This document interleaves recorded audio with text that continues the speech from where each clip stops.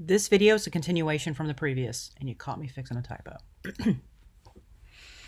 Okay, so we've done points and lines, and now we are with shapes. And the definition is a space enclosed by an outline, a boundary, or an outer surface. Okay, and let's look at some shapes.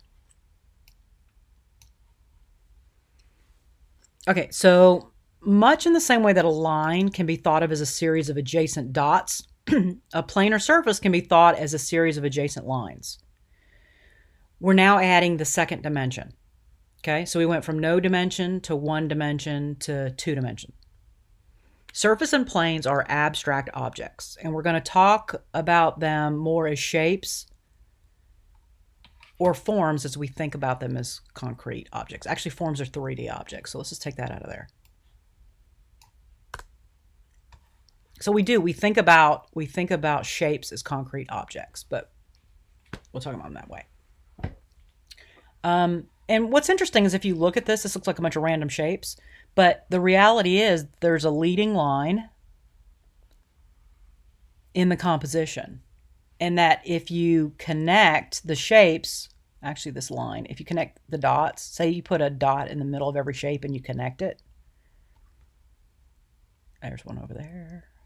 It does more like this, but it still does that spiral, right? If we connect all the centers, we still get the spiral. We still get that line, that snail trail, so to speak. And so while this to the eye, actually he called it snail trail, this layout here appears to be random. The truth is there's a leading line that spirals. Hence, you understand why he called it the snail trail. And that's design. That's good design. That's it right there. That's a concrete example.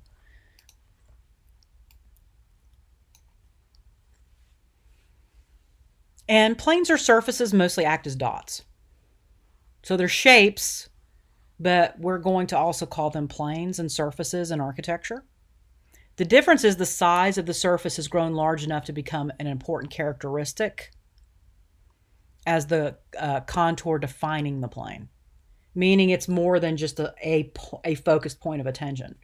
It's now a focused plane or a focused surface of attention with more detail. The larger the plane becomes, the more the dot-like characteristics become secondary. Large planes can still act as dots if the space around them is large enough, like the sky, and any other elements in the space small enough. This end of this building is a dot. It is a focused point of attention.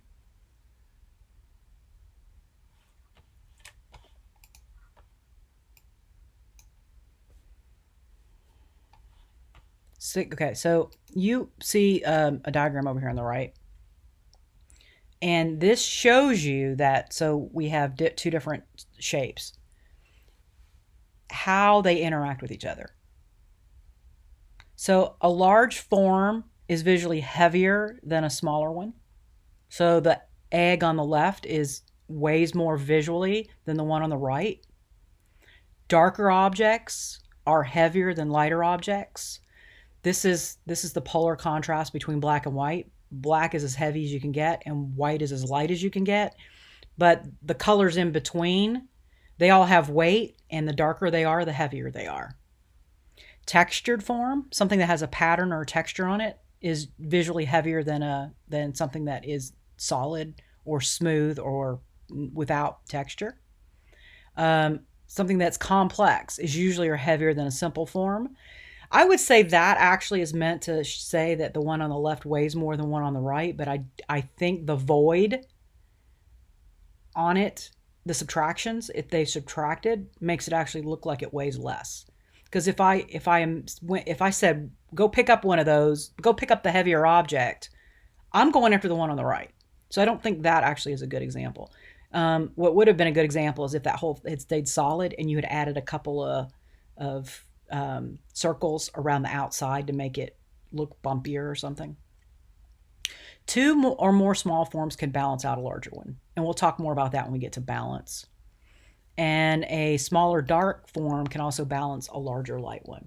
So know that, this visual mass and weight are determined by the size and simplicity or complexity of the contour of the shape itself. Okay, just like we explained here.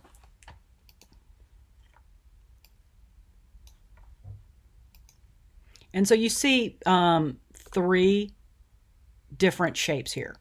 The arrow is geometric, the flower is organic, and the symbol for wheelchair is abstract because it's a symbol. And so those are 3 different types of shapes. This one should say shapes. I don't. Geometric.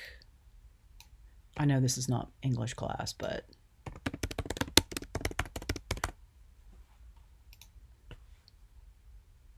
so basically they said we can group most shapes under geometric or organic, but there's also abstract. However, because we work with a lot of symbols in architecture, we're going to consider them as 3 shapes.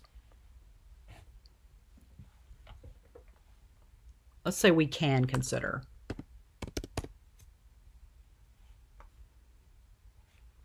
We're going to consider them 3 separate ones.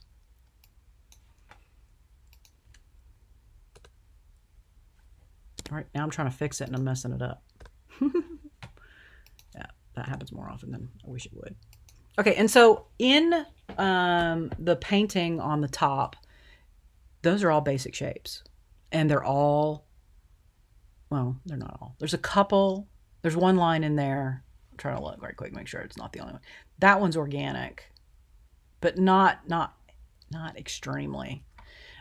So angular and hard-edged forms are generally considered geometric. And as I talked about in Japanese architecture, the buildings are all very geometric to represent man-made, while the gardens that surround them are all very organic to represent the natural world. And so the 3 main types of geometric shapes are the circle, the polygon, and the line. I know we just talked about lines, not a shape, but it is. So the square is the most stable and carries the most visual weight, and that's because it's got 4 equal sides. The triangle is the least stable because it looks like it's going to fall over. But it's also very dynamic because it looks like it's always about to move. It always looks like it's about to fall over. Therefore, you're waiting for the action to happen. The circle is nearly as stable as a square, but we know it can rotate. So depending on its context, we may see it in motion. Circles or dots can be interpreted as either geometric or organic. So it just depends, and I know when you're trying to learn something that depends is always frustrating. But the reason I say it is because I don't want any of you all to go, well, Ms. V said that it's only this, and we just don't live in that world. As creative people, we don't want to live in that world.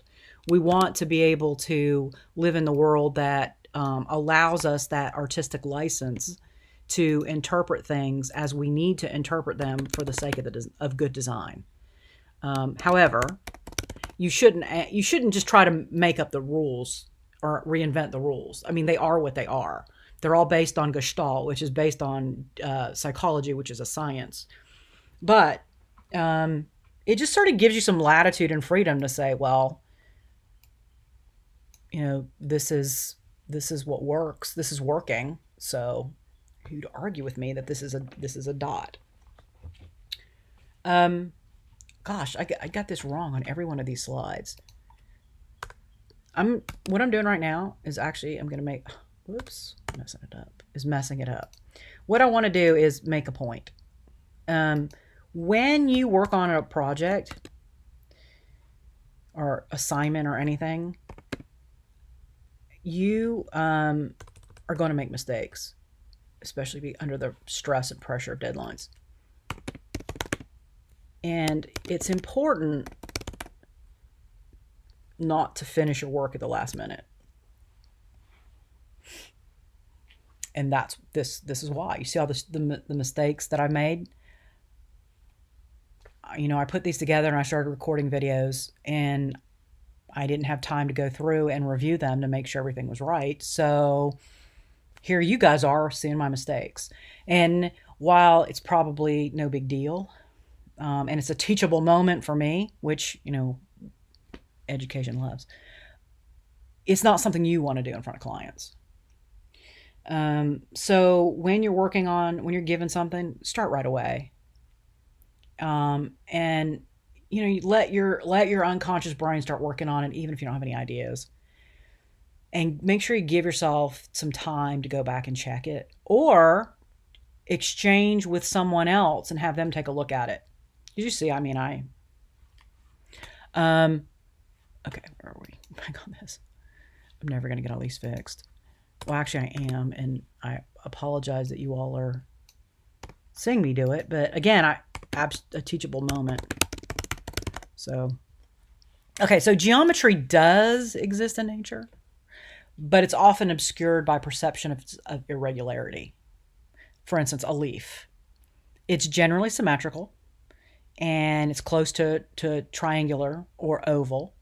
However, we perceive the irregularities in its contours before we see the geometry and the triangularity. Hence, the Gestalt, seeing the big picture, the form or the shape before we see the details. So we perceive a leaf as being organic. Geometric forms can be arranged organically, and organic forms can be arranged geometrically. And I can think of no better artist to demonstrate that. Gustav Klimt, he does both. So either way, they create tension between the forms and their structure.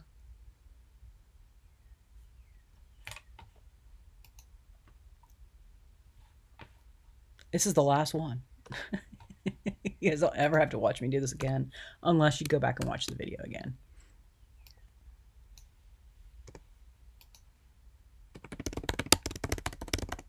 There we go. And why is it italic is a mystery? So abstract shapes are simplified or stylized versions of organic shapes, like icons or inferences, or this beautiful painting by Mark Rothko. And I know a lot of people look at it and go, well, I don't get it. I hate it. It's like, okay, well, actually, you see a woman, I intentionally put this image in here because Mark Rothko actually did abstract landscapes.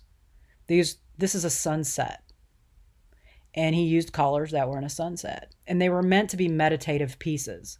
And so that's why there's a bench in front of it, and there's a woman sitting there looking at it. It's just meant to be this contemplative,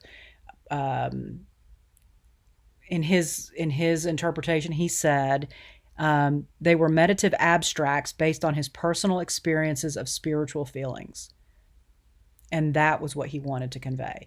And they're very hard to try to duplicate. I've seen people try to create a Mark Rothko.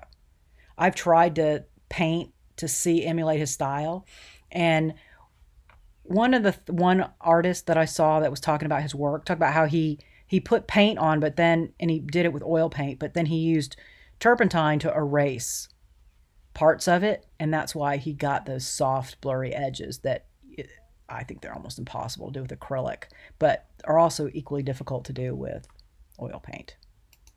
Okay, your turn. This is fun. I hope you guys will do this one. Take these geometric shapes right here and rearrange them in an organic way to create the basis of an interesting design or pattern. Okay? And I'm going to show you my solution in the next slide.